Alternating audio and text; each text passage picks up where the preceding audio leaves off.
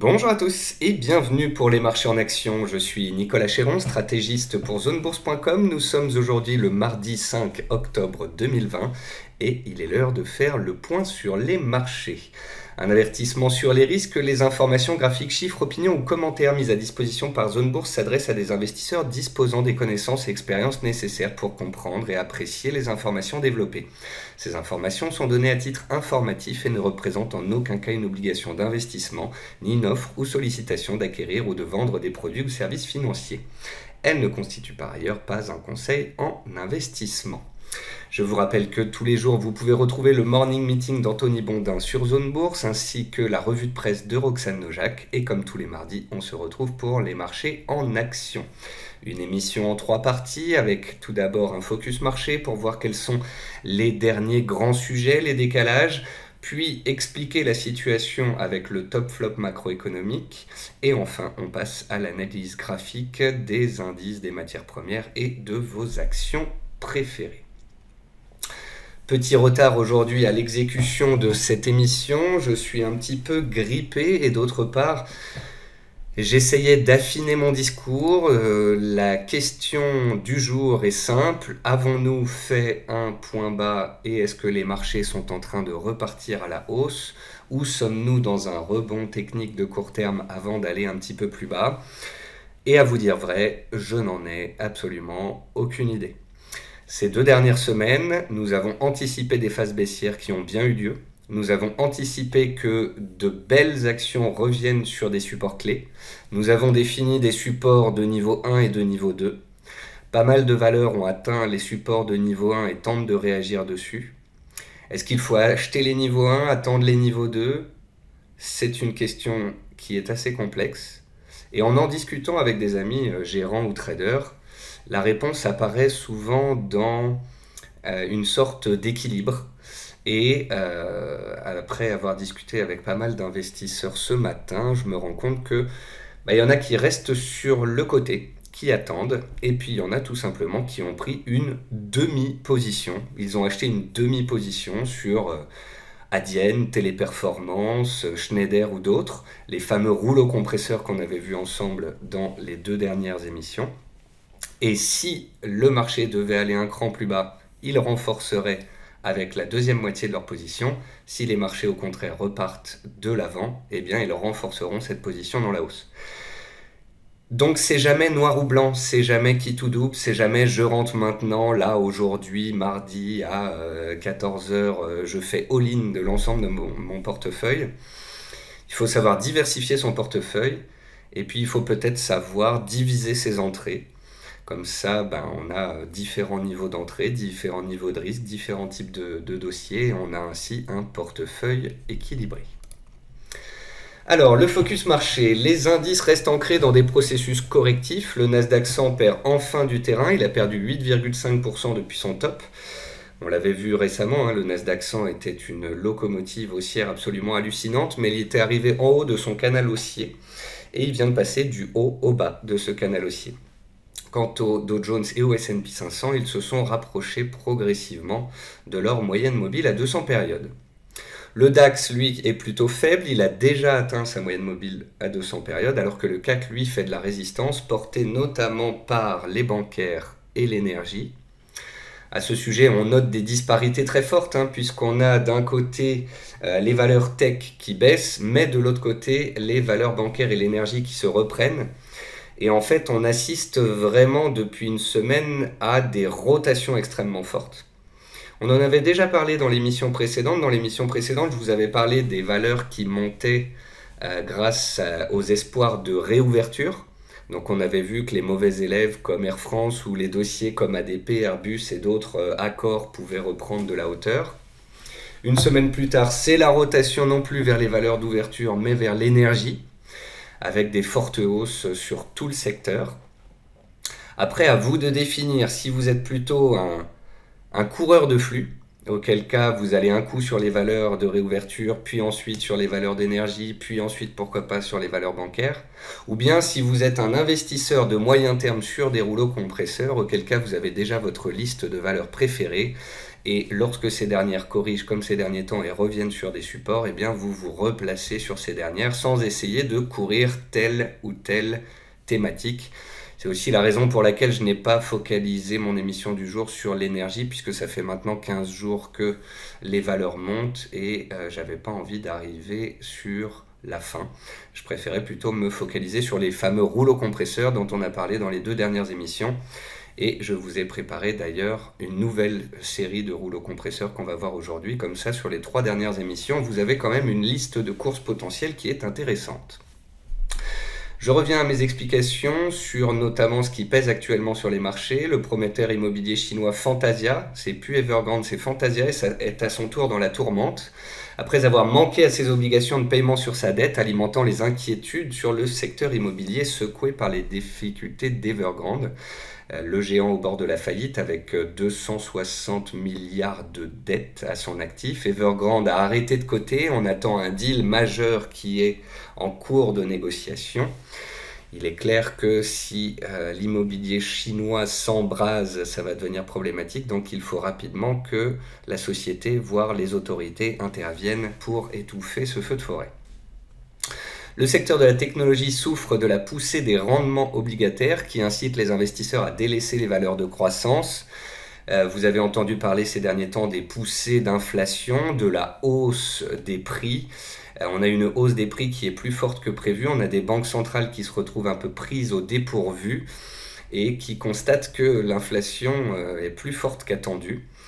Du coup, on a des banques centrales qui pourraient être contraintes d'intervenir, de faire du tapering, puis à terme de monter leur taux d'intérêt. Et on a donc des poussées sur les taux d'intérêt qui pèsent sur la technologie et qui soutiennent les bancaires. Les prix de l'énergie continuent de grimper, faisant pression d'un côté sur les marges des entreprises et d'autre part sur l'inflation à venir. Le pétrole explose, l'uranium monte, le pétrole monte, le charbon monte, le gaz s'envole. La pression sur les marges des entreprises, elle n'est pas palpable pour le moment. C'est avec des prix de l'énergie relativement élevés que ces marges vont être un petit peu rognées. Donc on verra ça sur la publication trimestrielle prochaine. Et en tous les cas, cette hausse des prix de l'énergie, eh bien, ça tire les anticipations d'inflation pour la suite et ça fait donc pression sur les taux et ça fait donc pression sur la technologie. On notera au sujet de l'énergie que le pétrole WTI a fait un nouveau record annuel à 78,5 $. Quant aux métaux, ils s'accrochent tant bien que mal mais restent pressurisés. Qui dit hausse de taux dit hausse du dollar américain et l'argent et l'or étant dénominés en dollars, la hausse de ce dernier pèse sur leur cours. Enfin, on notera un magnifique redémarrage du Bitcoin qui est passé en quelques séances de 40 000 à 50 000 $. Lors d'une allocution, Jérôme Powell a laissé entendre qu'il ne bannirait pas les crypto-monnaies comme l'a fait la Chine. Et il n'en fallait pas plus pour raviver la dynamique de moyen terme qui est, rappelons-le, très fortement haussière sur les crypto-monnaies. On va passer au top flop. Alors, ici à gauche, vous avez un graphique que je vous avais déjà montré, mais sur le CAC.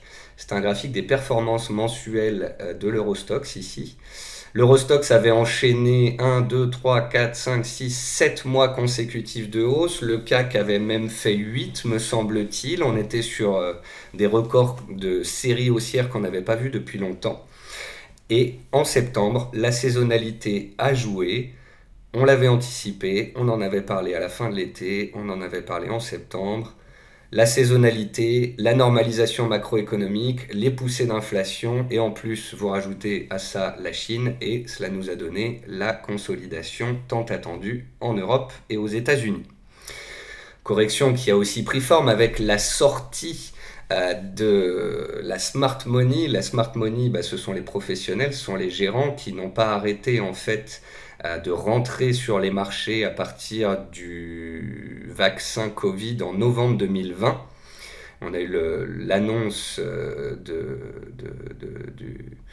du vaccin le 9 novembre dernier. La smart money a payé pendant plusieurs trimestres, mais on était arrivé cet été à une sorte de pic d'intérêt. On a eu des prises de bénéfices des gérants, des opérateurs, et c'est ce qui a engendré la consolidation que l'on connaît depuis maintenant 2-3 semaines. Un graphique simple pour vous montrer la corrélation inverse entre les taux américains et le Nasdaq. Vous voyez ici que quand le 10 ans américain, donc les taux américains baissent, le Nasdaq monte. Quand les taux montent, le Nasdaq baisse.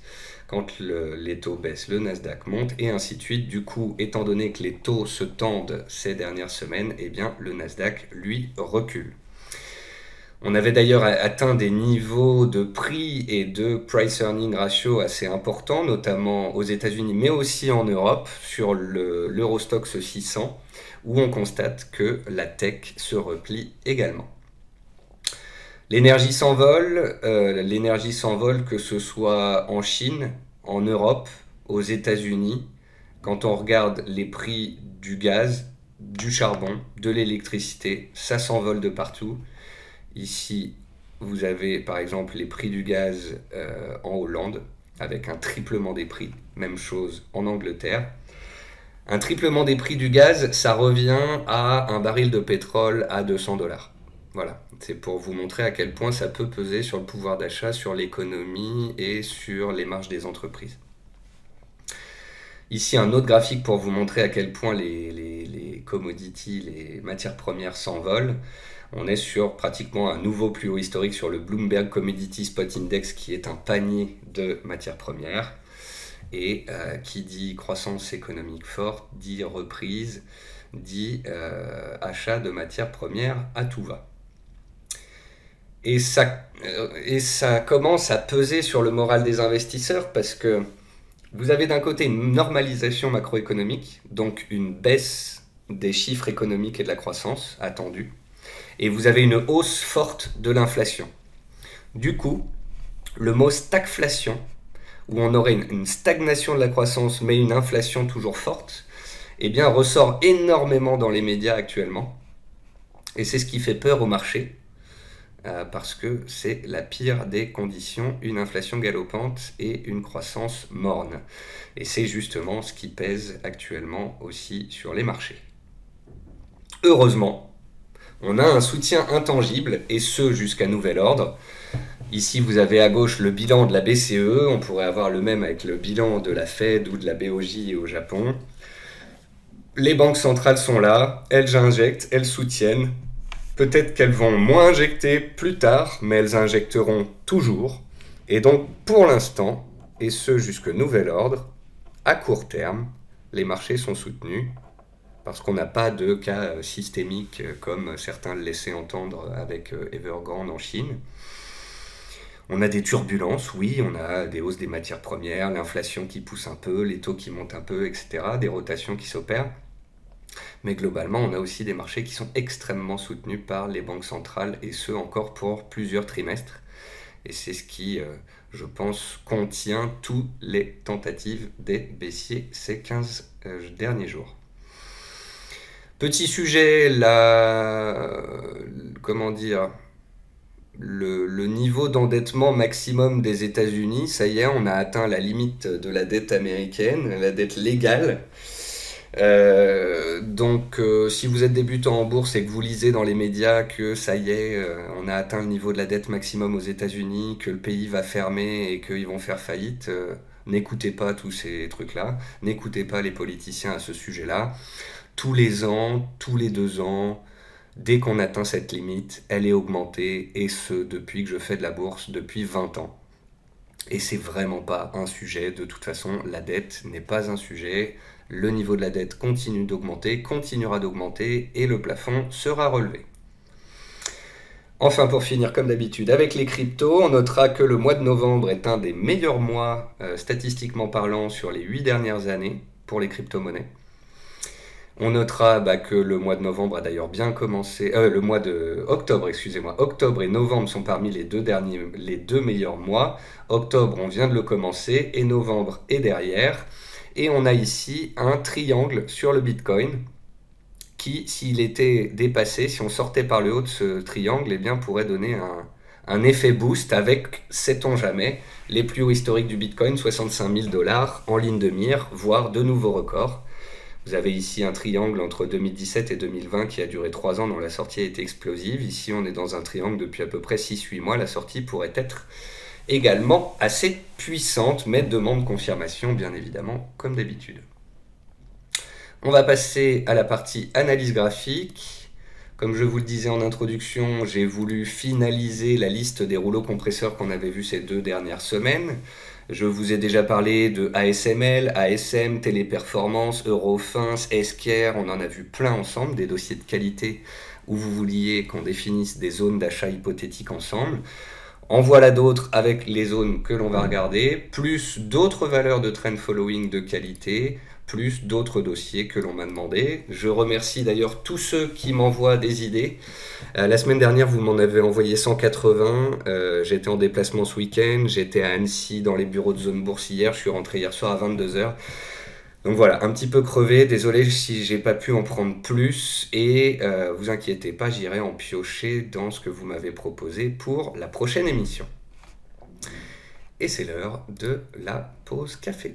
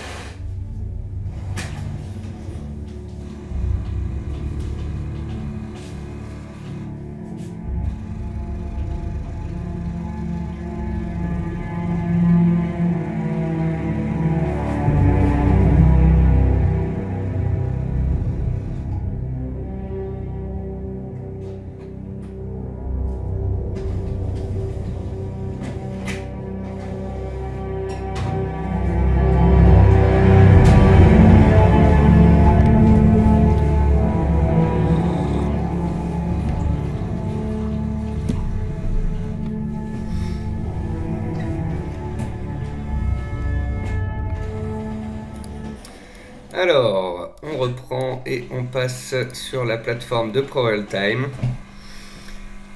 Et ça, c'est un petit peu le graphique important du moment, c'est le Nasdaq 100. Voilà.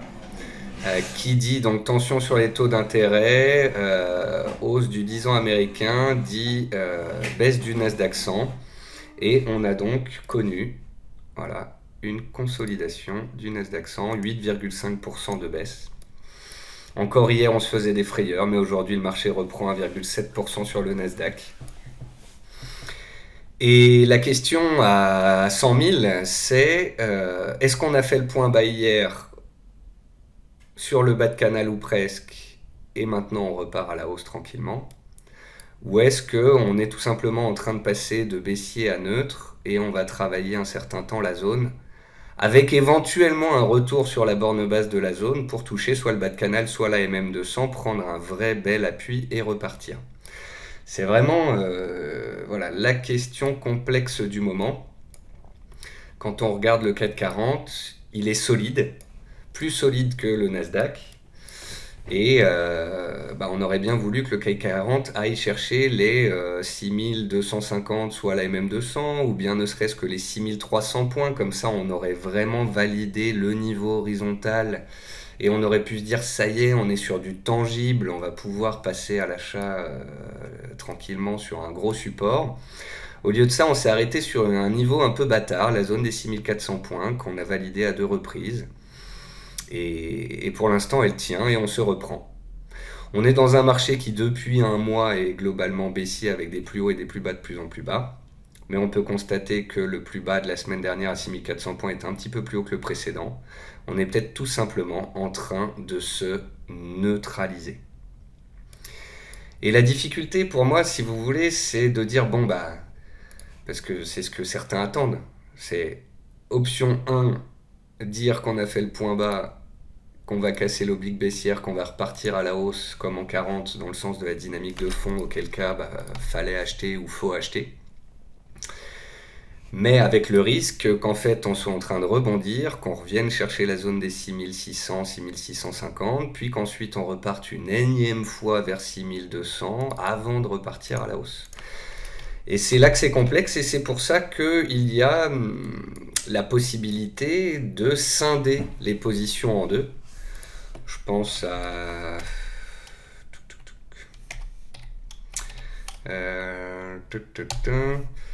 ASML, c'est ASML me semble-t-il. Et voilà, on a des valeurs comme ASML qui sont arrêtées avant leur zone de support. Donc là, on aimerait bien qu'on soit dans un rebond, puis que ça revienne chercher les supports. Mais vu que c'est parmi les locomotives et les valeurs les plus solides qui soient, c'est aussi des valeurs qui retracent moins que les autres, qui peuvent repartir plus vite que les autres. Alors il y en a plein, des valeurs qu'on a vues ces derniers temps. Schneider, qui a approché son ancien plus haut, qui est également sur un support. Donc voilà, il y en a qui vont acheter des demi-positions sur ces supports, sur les valeurs qu'ils aiment bien, quitte à prendre le risque qu'on aille un cran plus bas et qu'ils complètent leur position. Et puis il y en a qui vont pas rentrer dans le marché, qui vont attendre qu'on reparte à la hausse pour acheter. Et il y en a enfin qui vont attendre de voir si on stabilise, parce que si ça se trouve on stabilise à plat, puis on fait une énième jambe de baisse, et alors ils pourront acheter plus bas. Donc voilà, c'est comme d'habitude, fonction de votre style. Est-ce que vous êtes plutôt trader, plutôt investisseur ? Est-ce que vous avez envie d'acheter maintenant les points de repli pour pouvoir renforcer dans la hausse, ou est-ce que vous avez envie d'attendre, quitte à payer un petit peu plus cher un petit peu plus tard, mais d'être sûr que le marché est reparti ? Voilà, c'est un peu la difficulté du moment et je n'ai pas de solution à ça. Ce que je vous propose aussi, c'est qu'on aille jusqu'au bout des choses. On a regardé le Nasdaq, le CAC, le pétrole, le voici. Donc il est en train de faire un breakout de ses plus hauts de 2018. Là, on est sur des plus hauts de 7 ans sur le pétrole. Donc tant qu'on fait des plus bas et des plus hauts de plus en plus hauts, c'est haussier. C'est ce qui tire d'ailleurs le secteur énergétique à la hausse. Comme on l'a vu, le silver, ça reste mou. L'or également. Voilà, les matières premières au mieux sont à l'horizontale. Et concernant le Bitcoin, voilà, on est toujours dans cette période de zigzag. J'avais tracé ici plusieurs traits haussiers et baissiers bleus pour montrer qu'on était dans une sorte de grand zigzag. Et après, pour les cryptos, le gros signal à donner, c'est de réussir à casser les plus hauts de septembre pour pouvoir aller chercher en fin d'année, sait-on jamais, pourquoi pas, les plus hauts historiques, voire de nouveaux records historiques. En tous les cas, la capitalisation boursière des cryptos continue de grimper, les configurations sont belles. Après, on verra si le Bitcoin échoue sous les zones actuelles, peut-être qu'il refera de nouveau un zigzag. Voilà, on est dans une période de zigzag, ça peut durer 2 mois comme ça peut durer 4 mois, donc il faut aussi savoir patience garder. Allez, on va regarder les valeurs que je vous avais préparées pour aujourd'hui.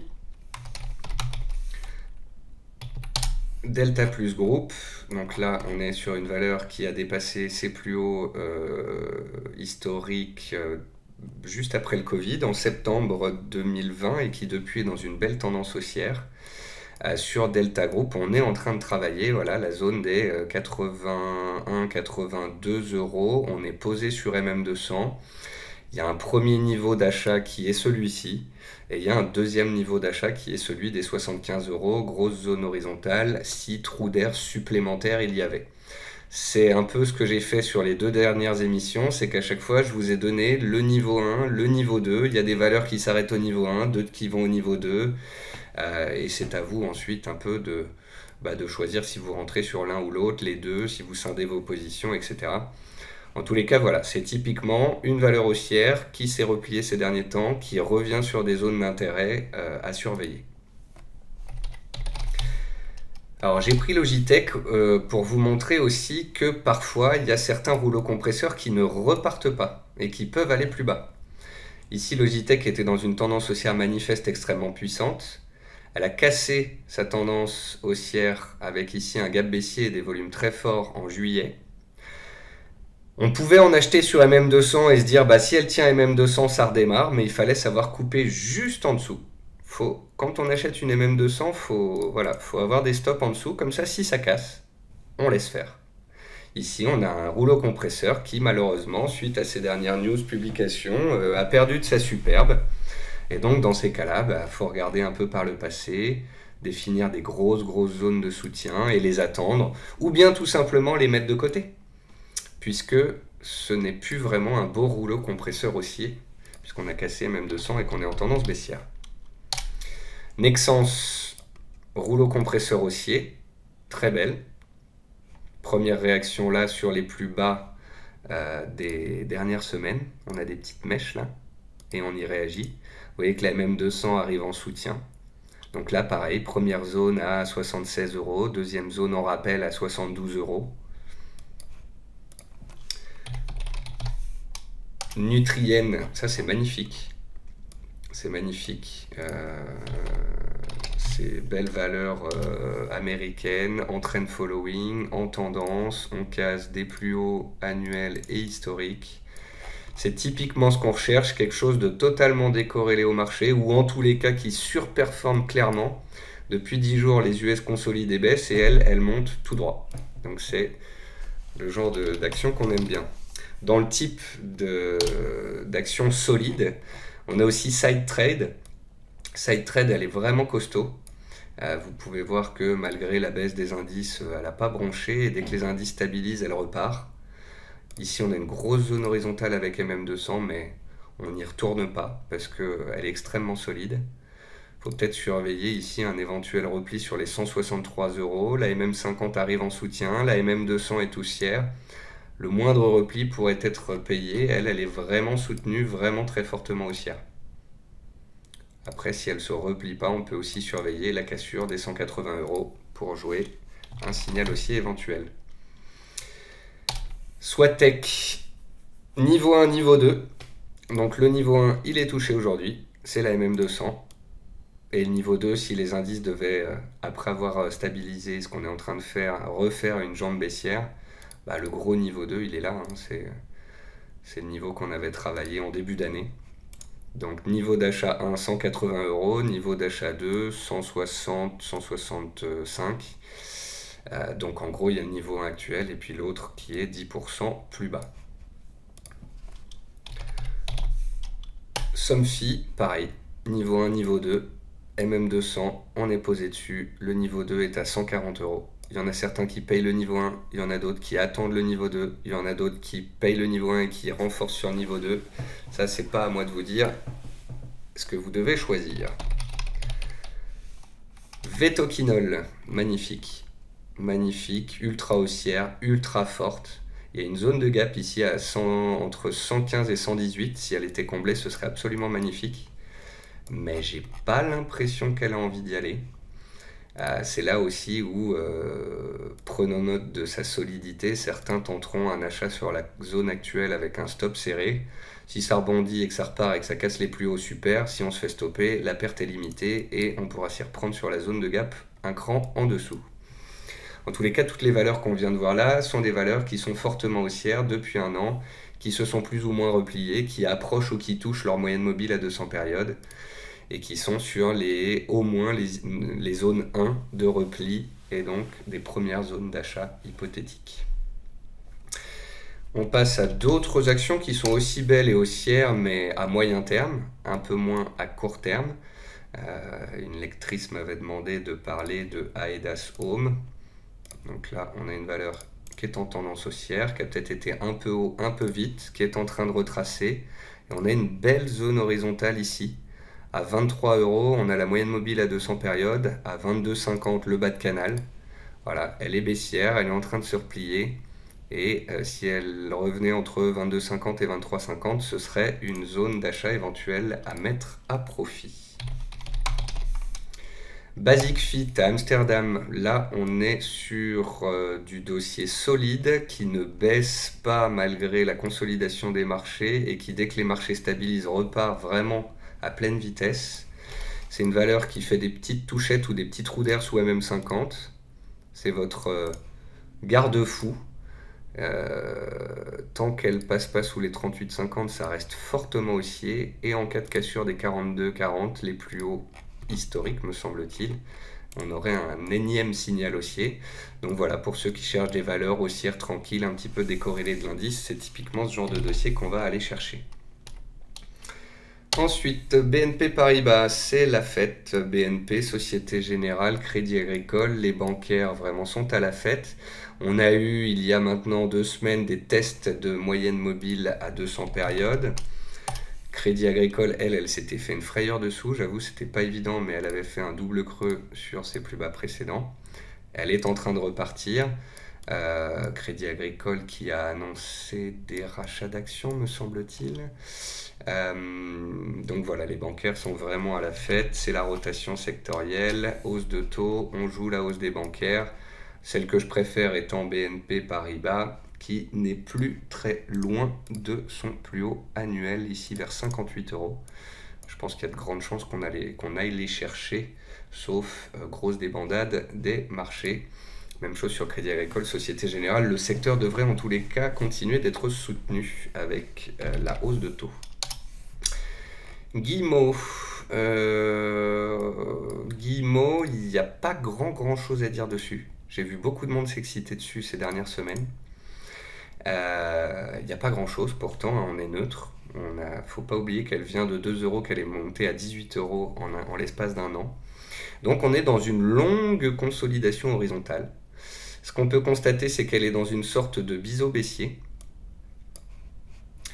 Et ce que l'on peut constater aussi, c'est qu'elle est depuis 2 mois dans un range et à chaque fois qu'on revient sur les 11 euros, ça paye. Ça a payé en juillet, en août et ça vient de payer là en ce début de semaine. Donc le garde-fou est à 11 euros. C'est aussi un moyen de pouvoir en acheter et de mettre le stop dessous, sous 10,50 de préférence pour se donner de la marge. Ou pour ceux qui le souhaitent, attendre tout simplement un vrai signal, une cassure par le haut. Moi, je me suis mis une alerte à 13,50. Si je vois qu'on sort de ce biseau puis qu'on attaque les 13,50, c'est que là, il y a enfin un retour acheteur et qu'il y a peut-être quelque chose à faire. Pour l'instant, pour ceux qui le souhaitent, il y a le bas du range qui peut être mis à profit avec un stop serré. Carlray, elle monte étape par étape. Voilà, elle valide une zone en double creux, elle revalide une zone en double creux. Pour l'instant, cette zone la tient, donc les acheteurs ont la main. Il ne faut pas passer sous les 34 euros. On est aussi à moyen long terme. C'est un dossier un peu erratique. Mais voilà, on est sur zone de soutien et pour l'instant, il faut dire qu'elle se comporte plutôt bien. Vente unique, les sous MM200, certes, mais il faut dire qu'elle avait fait un parcours tellement impressionnant, x7 en l'espace d'un an, donc elle avait besoin de consolider. Ce que je trouve très intéressant ici, c'est qu'elle avait laissé un gap ouvert dans la hausse le mercredi 21 juillet et qu'avec la baisse progressive de ces dernières semaines, elle est venue combler ce gap. Et maintenant qu'elle a réalisé un creux et qu'elle est en train de repartir, l'objectif c'est d'aller peut-être combler un autre gap qui se situe ici à 18,50 euros, entre 18,50 euros et 18,90 euros.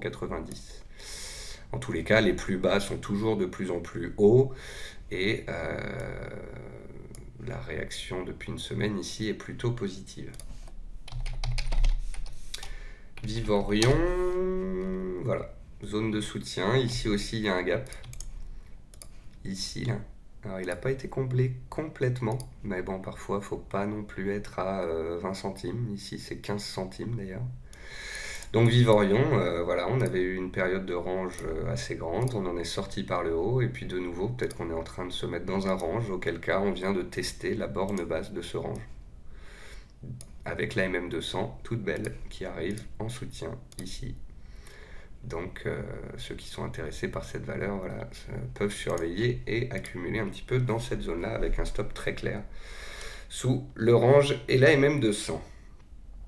Et puis on finit par XFAB qui, comme beaucoup de valeurs, nous a fait une superbe mèche sur la MM200. Dans le même genre, je peux vous citer L'Oréal, pareil, mèche basse sur MM200. C'est des titres qui sont haussiers, qui sont solides, qui ont un petit peu lâché du terrain puisque les indices commençaient à plier et qui ont touché des supports clés. Ceux qui sont à l'achat dessus, vous savez où mettre le stop. Ceux qui n'en ont pas espèrent qu'on va latéraliser un certain temps et qu'ils pourront tenter de nouveau un achat pas loin de cette moyenne mobile à 200 périodes. Je note d'ailleurs qu'on avait laissé un micro gap ouvert ici, donc pour ceux qui sont à l'achat, il faut des stops sous les 7,40, sous cette zone de gap. Ensuite, on passe au dossier autre. Là, il y a un peu de tout. Aquel, voilà, qui se cherche, posé sur son support. C'est très indécis. Donc, il faut absolument qu'elle tienne les 20 euros. Les 20 euros, voilà. On va mettre le support sur les plus bas du 19 janvier. Il ne faut pas passer sous les 20 euros. Elle était haussière avant. Là, elle a du mal. Il faut absolument réagir au-dessus des 20 euros et redémarrer. Si on casse les 20 euros, c'est qu'on ira peut-être encore un étage en dessous. Big Ben Interactive, alors contrairement à pas mal de valeurs qu'on a regardées jusqu'ici, elle n'est pas en trend following, elle n'est pas au-dessus des mêmes 200, au contraire, elle l'a cassé en juin dernier. Elle est donc maintenant plutôt dans une zone voilà, de latéralisation. Et dans le cadre de cette zone de latéralisation, je me disais qu'un éventuel pullback sur MM50, la zone des 15,30 € pourrait être l'opportunité pour ceux qui sont intéressés par ce dossier de l'acheter sur repli, sur retracement de la vague haussière qu'on a fait depuis un mois et demi. Et puis voilà, j'aime pas trop la MM200 qui se retourne et on n'est pas sur du beau gros trend following, mais bon, on voit que souvent, par le passé, elle a fait des phases haussières, phase de chute, dents de scie pour remonter, phase haussière, phase de chute, donc on est peut-être dans le dents de scie pour remonter, et c'est parce qu'on est peut-être dans le dents de scie pour remonter que je vous ai mis l'éventuel retour sur la zone de repli. Ensuite, Fastned à Amsterdam, on est dans un range. On a un support ici qui est à 48, entre 48 et 50 euros. Donc si vous êtes acheteur de Fastned à moyen terme, les stops sont sous 48.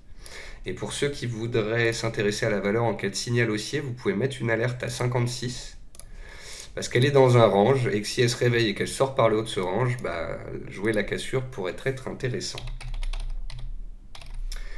Ensuite, Flatex de Giro, gros dossier, beau dossier, précédemment haussier. Bémol, la cassure de la MM200 et la dynamique baissière de court terme. Point positif, le PDG qui en a ramassé à tour de bras. Point névralgique, les 17,50 €, 17,80 €, la zone actuelle, puisque ça représente 50% de retracement de toute la hausse depuis entre le bas du Covid et le plus haut de juin. On vient de retracer 50%, donc la zone 1, comme pour les autres titres, la zone 1 est là, et la zone 2, elle est en dessous, sur les 61,8 de retracement à 15 €. Donc si les indices arrivent à stabiliser, remonter, elle s'arrêtera là, elle reviendra vers 20 €, voire plus. S'il y avait des bandades des indices pour quelque raison que ce soit au mois d'octobre, 15-16 € serait possible et attractif. Ensuite, Orange. Orange, c'est complètement neutre à moyen terme. Il est 17h30, donc c'est la clôture, c'est pour ça que le chandelier est aussi baissier. Ça va s'ajuster. C'est une valeur qui est basse, qui a un rendement élevé, qui, si le marché chute, ne chutera peut-être pas autant que d'autres. Donc voilà, pour ceux qui ne savent pas trop quoi faire, qui veulent du rendement, qui ne veulent pas du directionnel sur les indices, c'est une possibilité. Sinon, faut attendre des signaux haussiers, repasser les 9,60, voire repasser à terme les 10 € et la MM200. Ça, ce serait positif.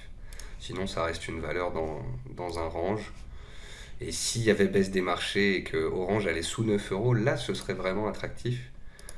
Entre 8,70 et 9 euros, là, on pourrait avoir du Orange pas cher avec du rendement. Proximus à Bruxelles, on est dans les télécoms, tout comme Orange, on est extrêmement neutre. Et si on veut se diversifier sur un secteur qui ne craint pas de hausse de taux, parce qu'il surperforme un petit peu à court terme et qui baisserait moins que d'autres, eh bien voilà, certains s'intéressent à ce type de valeur. Sinon, pour ceux qui veulent des signaux forts, il faudra attendre la cassure du range et au-dessus des 18,30 €. Ensuite, on va aux États-Unis avec Verisk sur le Nasdaq. Là, on a une valeur qui est extrêmement haussière depuis 3 ans, mais qui fait face à une barrière de taille. La barrière est à 210, ce sont les plus hauts historiques. Deux solutions, soit on achète la MM50 pour jouer la dynamique haussière et le petit repli de court terme, soit on attend la cassure des 210, soit, encore une fois, on achète la moitié maintenant stop sous MM50 et on rachètera l'autre moitié sur cassure des plus hauts. Et on finit par Worldline qui me fait penser à Logitech dans le sens où elle était belle avant et moche maintenant. En effet, Worldline était dans un canal haussier long terme, on l'a cassé au mois de septembre, on a cassé ensuite le bas du range dans lequel la valeur évoluait depuis des mois. Donc là, on est un petit peu perdu. Voilà, on est un petit peu perdu. Je vais faire un peu de nettoyage sur mon graphique. On va mettre des supports sur des points névralgiques. Il y en a un ici, il y en a un autre là. Voilà, et on peut parler de zone de prix en surveillance. On y est, c'est ici. Et on pourra donc voir si réaction il y a. En bref, vous l'aurez compris, c'est un marché qui se cherche. On a eu des accidents baissiers, on est en stabilisation, retour des acheteurs en ce début de semaine, ça stabilise à plat. À vous de voir si vous rentrez dans le marché, si vous attendez plus bas ou si vous scindez vos positions. Et voilà, je vous souhaite à tous une très bonne semaine. Et puis, on se retrouve sur les réseaux sociaux, sur BFM et sur YouTube. À très bientôt, au revoir à tous.